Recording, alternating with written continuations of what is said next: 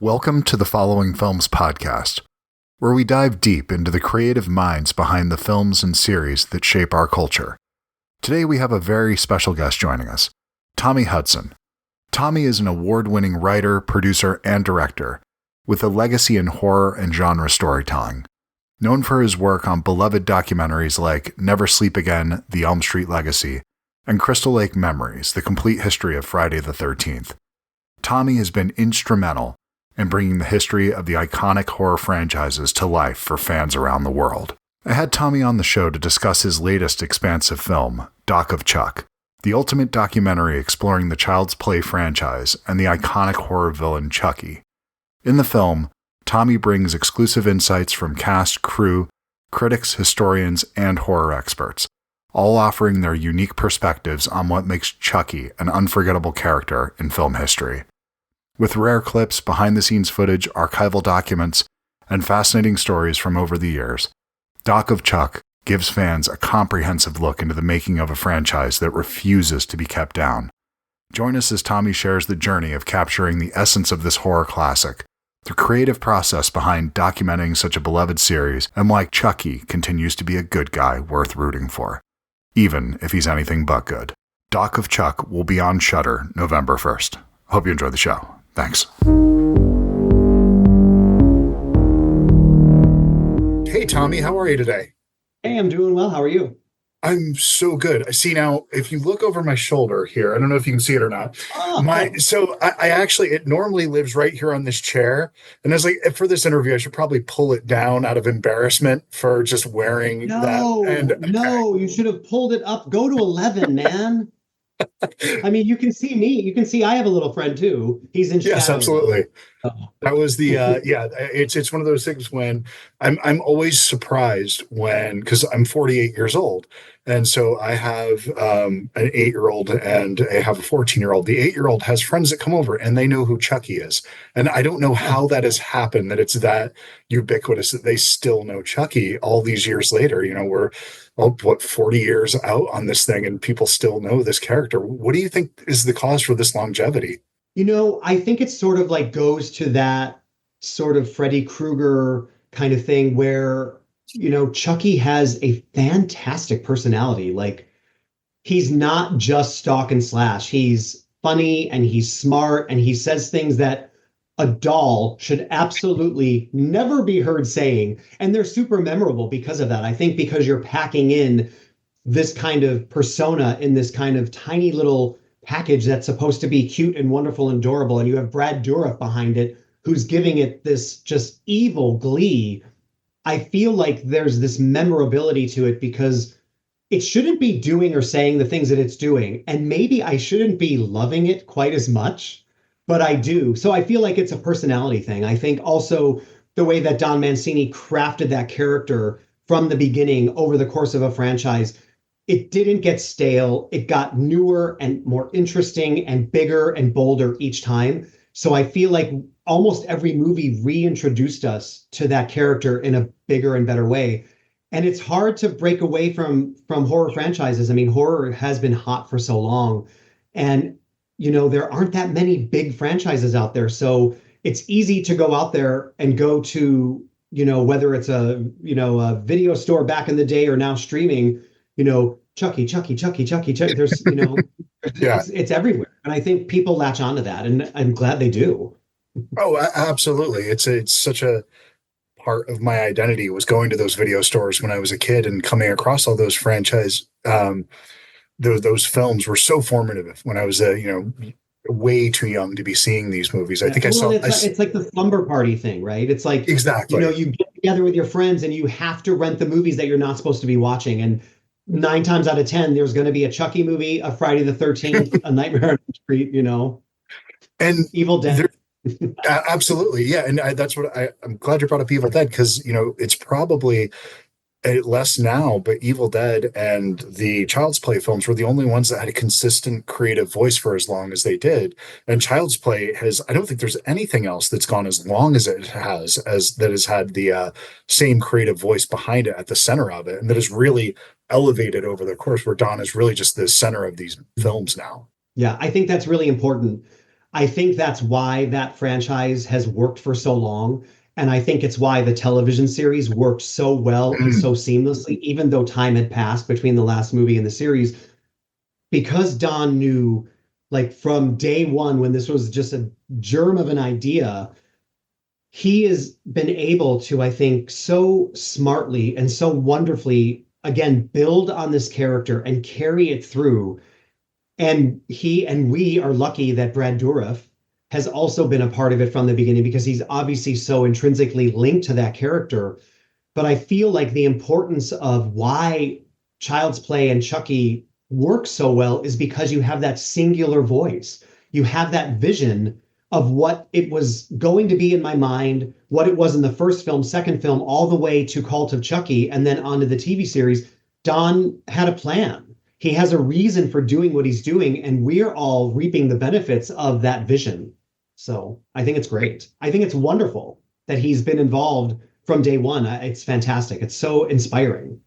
It almost feels like you get an insight into what he's seeing in the world through these films, where they go through these different phases where, you start more of a traditional slasher. And as you talk about in great detail in the film, and then you move into this camp area and it just, they get so fun. And then you get to the point where it's literally, again, going back to my childhood and, loving these films of John Waters, and then to actually see him show up in these worlds or Yeah. meeting one another and it's like, oh, okay, this is by design, everything coming together here. And it was just such a beautiful melding of all the things I loved in these nights. And you really do get a representation of somebody, the singular voice of, okay, this is where I am at this moment in my life. And then moves back into slasher genre again towards the Mhm. end. Then it goes into the series, and even that evolves each season. So you never know what you're going to get as consistent as they are. They're wildly Mhm. different, which is something that's really unusual. Well, and I think one of the great things about that too is it's not just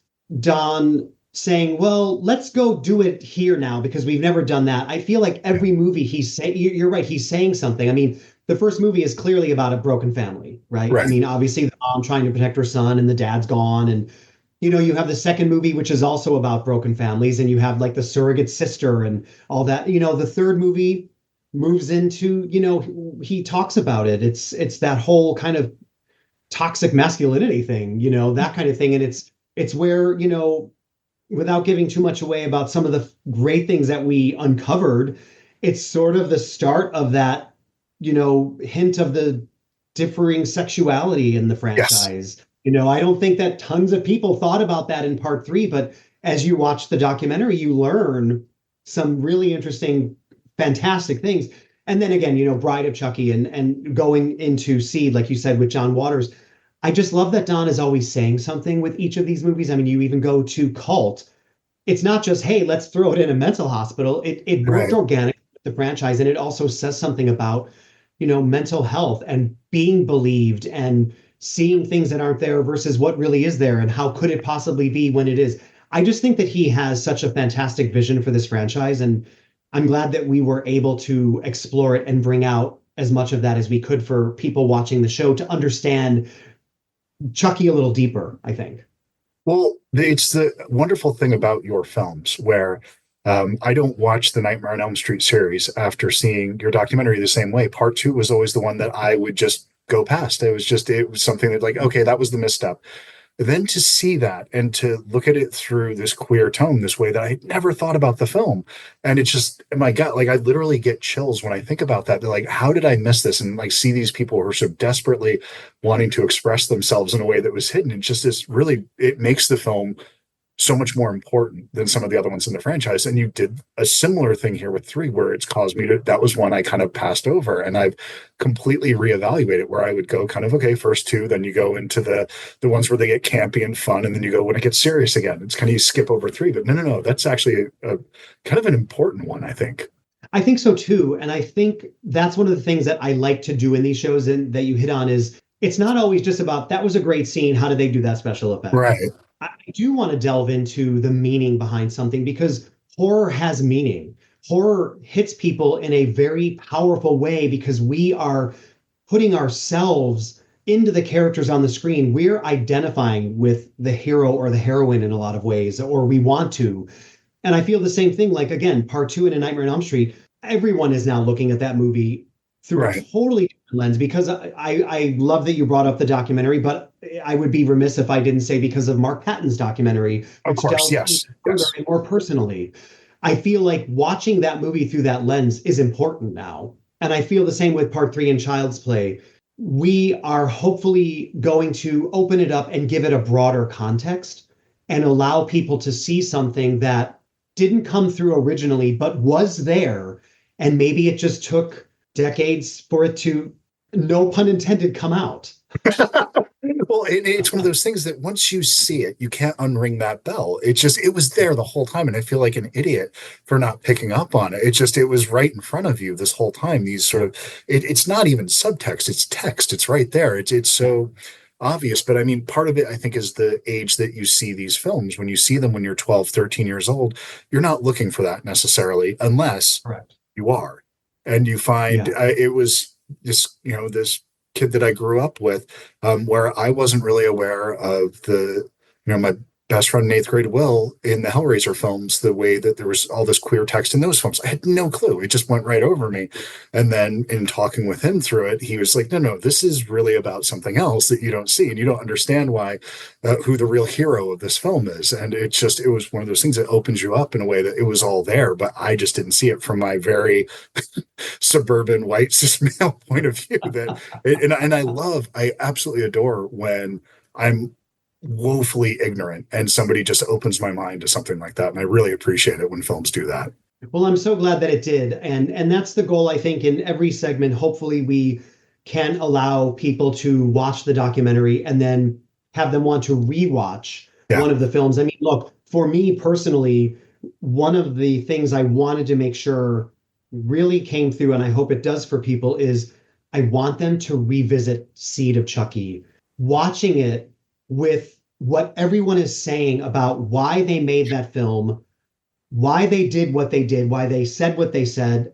I think it's important to watch it in that context. And I think people will get a much different perspective and a much different view and read of that movie after the documentary. I'm hoping. We'll see. Yes. Well, I think that at the very least, when you understand intention, it helps. And it's things that age in different ways as culture moves along.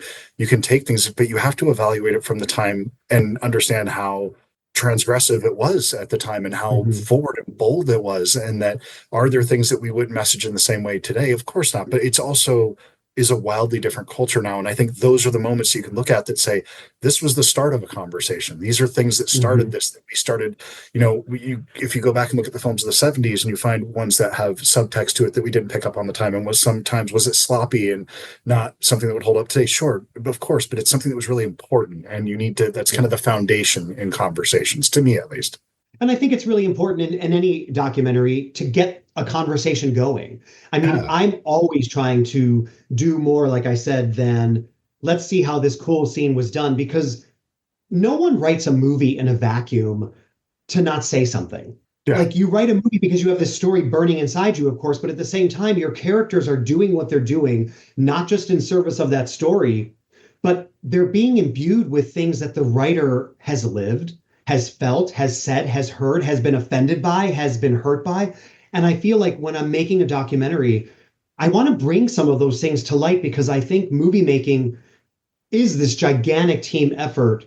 And you want that vision to come across as much as the filmmaker wanted it to. So I feel like a documentary is able to kind of open that can of worms and let people who didn't see it the first time go, oh, yeah, oh my God, I love that. I love it even more now, or I never knew. So I'm always trying to dig a little deeper than just tell us how you did that moment, you know? And you do consistently, and it's why I really respond with your films that, I watch them as individual films, not as chapters. I watch them in one sitting, and I almost have a bone to pick with you for my own idiocy last night when I saw your name. I'm like, oh yeah, yeah, absolutely. I want to interview Thommy. I want to talk about, I don't even care if I hate the new one. I love the other one so much. I'm going to sit down and Chucky. Yeah, I'll enjoy this. So I'm out of town last weekend. I wasn't able to watch it over the weekend. Sitting down to watch it last night. Like, fuck. I forgot who I was interviewing. I have 5 hours ahead of me when I start this. And so again, I'm a middle-aged man. I'm not used to staying up past 10 o'clock at night. And I knew that I was going to get sucked in. And yeah, it was one of those things I figured, okay, I'll stop after the first one. That'll be enough. Okay, well, two, yeah, then three, and then just kept going. And, midnight, I'm turning this thing off last night. And so if I have bags under my eyes, it's because of your film. So. Well, you know what? I'm so glad that you're losing sleep over me. It warms my heart.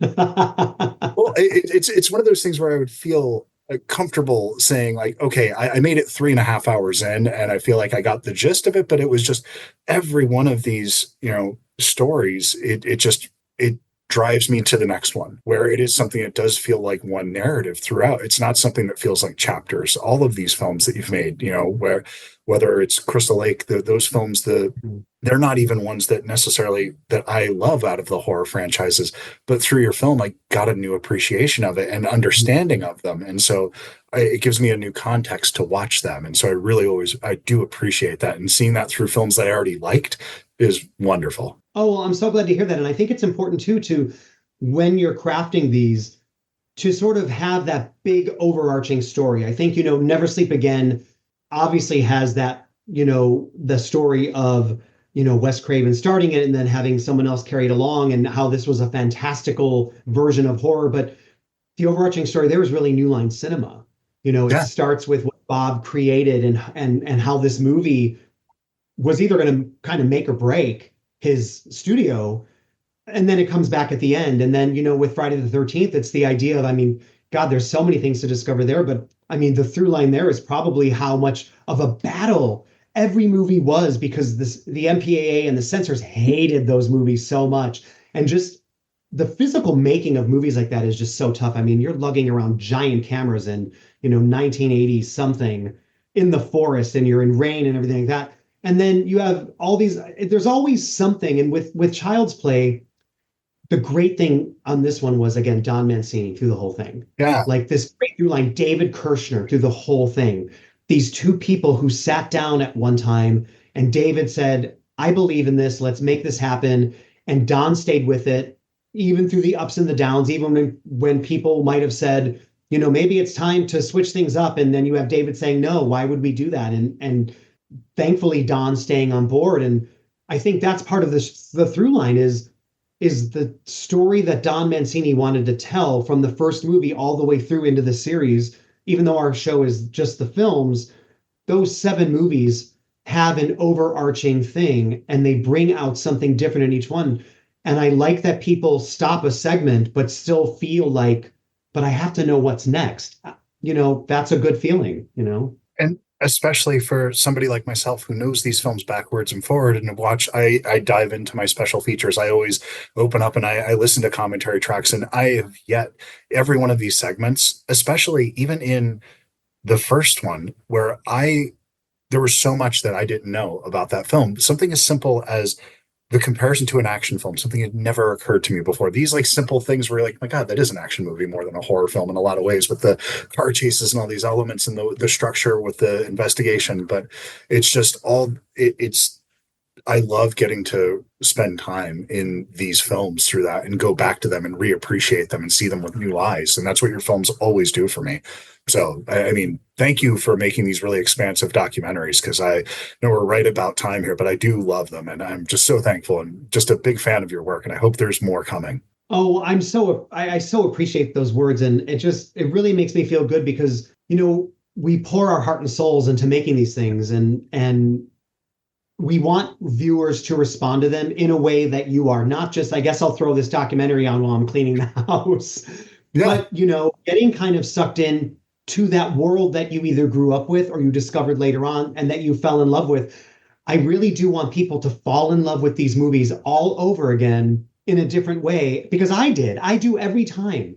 I look at the movies differently now. I can't watch any of the movies I've done a documentary on with fresh eyes ever again. Like it's hard to get back to that little kidness in me of watching them, because after talking to all the people and seeing again, how the sausage is made, you just appreciate them in such a different way. So I'm so happy that, people like you and hopefully many others are getting out of it what I'm trying to put out to them. Well, I think that you can feel the heart in the film. There's nothing, a lot of horror is made with cynicism, where it's, and the ones that really last and resonate are the ones where people were trying to say something, where they put their hearts into it, where you can feel that it is the underrepresented voice that's being heard. And that's this sort of, I think, the through line in horror, the thread that binds us all is the kind of oddballs that needed to find their tribe. And we found it through horror. We found it through, not preaching at one another directly, but having this one, sort of layer of removal through the lens of horror that makes us able to talk about subjects that normally are taboo, that we can't talk about. And yeah, and I love that your film is made with that. Your films are made with that same heart, and I can feel that passion in it. And so, yeah, doing great work, man. So, and oh, last thing I got to throw out there, I was super excited to see Jim Hemphill, rather. I'm sorry, in the film, because he was one of the first people 10 years ago that I interviewed when I started doing this, and he's been one of those guys I've kept in touch with the whole time. And anytime I see him in something, it just always that's a shine. It's like a stamp of approval to me if you get Jim involved. Jim is so great. And I mean, knowledgeable isn't even the right word, right? I mean, he is able to look at things. I was literally talking to him during the interview thinking like, I hope that this question is smart enough for him. I know the feeling. He helps put everything into such a great like context and time and place and reason. And I was lucky that he said yes, because I really wanted to have him be one of the voices to ground what this franchise was doing and saying and the what and the why. And he totally did. So I agree with you. Thumbs up for Jim Hemphill. Absolutely. He's always one of those people that I can throw an idea, thought, an oddball sort of take on something, and he'll always have a response to it. He's one of those guys that, yeah, I want another one from him because, Trouble with Truth is one of my favorites. I think he's a just wonderfully talented filmmaker as well as a film historian. Absolutely. So. Yeah. Awesome. Well, thank you so much. I appreciate it. It was great to meet you, and congratulations. And yeah, I'm looking forward to whatever the hell else you have coming down the pike. I can't imagine how long these things take to make, but I'm hoping that there'll be another. Time. Well, thank you so much. It was so good to meet you. I'm so glad you enjoyed it. Take care, Thommy. Thank you. Thank you. Bye-bye.